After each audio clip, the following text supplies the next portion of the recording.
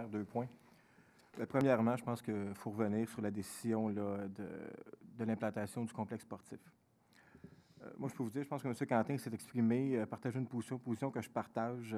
Robert Quentin, depuis le départ, se bat pour la préservation du boisé Colibri-Fortier. Vous savez, on est parti en 2003-2004 avec 0 % des boisés protégés à Saint-Jean-sur-Richelieu. Aujourd'hui, c'est 80 % de l'espace en zone blanche qui est protégé. C'est plus de 30 millions d'investissements. Et là, on ajoute encore pour cette partie-là, peut-être 10 millions. Maxime disait, vous payez cher vos boisés. Vous avez totalement raison, mais des outils, là, actuellement, il n'en existe pas. On avait épuisé nos 2 avis de réserve. Demain matin, un propriétaire pourrait couper les arbres. Je ne pense pas que c'est ce que nous souhaitons. Ce qu'on veut, c'est la pérennité de nos décisions.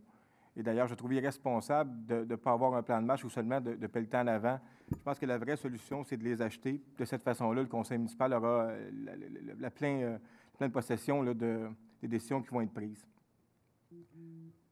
C'est des décisions déchirantes, puis je vous dirais, on l'a expliqué, je ne vais pas revenir sur l'ensemble, mais quand on parle de politique, de petite politique, quand on parle de destruction de boisés, destruction, ça veut dire là, qu'on rase, on tombe à zéro. Et lorsque je vois que c'est 3,7 millions de pieds carrés qui sont protégés, acquis par la Ville, je pense que c'est un pas en avant. Ce n'est pas parfait. Il reste toujours de l'amélioration à faire. On parle d'un conseil municipal en 2002 où, effectivement, le développement est une préoccupation numéro 1. Aujourd'hui, à chaque décision qui est prise, bien, on pense à protéger les arbres. Je veux aussi dire que l'implantation du complexe sportif ne se fait pas à l'endroit régulier qui devait être. On l'a reculé un peu pour protéger la trame d'arbres en façade du complexe sportif. C'est aussi des décisions qu'on a prises. On est allé le marcher ensemble. Justin était là. Il y a beaucoup de conseillers qui étaient là. Donc oui, il y en a des aménagements. Et permettez-moi de douter des fois aussi de certains commentaires de gens qui viennent au micro. Quand on parle de transparence, là, quand les gens sont candidats aux prochaines élections municipales, de grâce, dites-moi pas que vous êtes de bonne foi et citoyens. L'objectif, c'est correct. Vous venez représenter ces gens-là. J'ai aucun problème avec ça. Mais je pense qu'un minimum de transparence serait... M. Grenier. Bonjour, M. Legrand. Oh, M. Grenier, m'excuse. Allez vous asseoir, s'il vous plaît. Sinon... Non, mais c'est parce qu'il s'adresse à la... Non, il ne s'adresse pas... Il n'y a pas nommé de nom, m'excuse, M. Grenier. Il n'y a pas nommé de nom, mais... Il n'y a pas nommé de nom. C'est M. Legrand qui a la parole. M. le policier, s'il vous plaît. Je pense que de toute façon, il voulait m'adresser la parole, M. Legrand. Est-ce que M. Grenier... Vous vous asseyez, tout simplement. Allez vous asseoir, s'il vous plaît.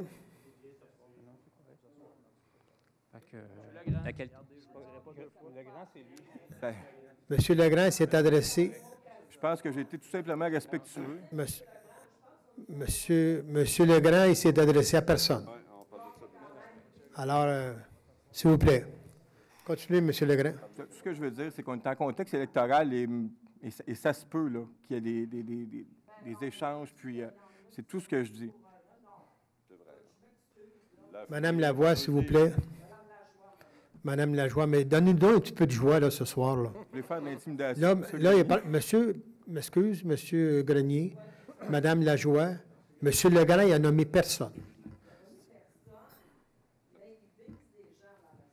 Écoutez, là, je veux dire... Y a-t-il quelqu'un qui le sait, sauf celui qui a été visé? Madame? En tout cas, ceci étant dit, je pense qu'on est en contexte électoral, puis je pense qu'il y a des gens qui viennent ici au micro, qui parlent au nom de citoyens, mais ils sont aussi en contexte électoral. Donc, point... Madame Lajoie? C'est drôle, en tout cas, je n'embarquerai pas dans ces... Mon deuxième point, ça concerne l'autoroute 35. On a vu hier un reportage à TVA, à LCN, où on fait mention que là, il y a la moitié du tracé qui va être complété en 2014. Pour le reste, on va voir. Puis, je trouve ça préoccupant parce que c'est plusieurs centaines d'emplois. C'est des millions d'investissements à Saint-Jean qui n'auront pas lieu dans les délais qui devaient se faire parce que dans le plan initial, tout devait être livré pour 2014. Est-ce qu'il serait temps de recréer le comité de l'autoroute 35? Vous savez, on parle de boisé, d'investissement, mais ça prend des entrées d'argent. Le corridor Montréal-Boston est un des plus importants.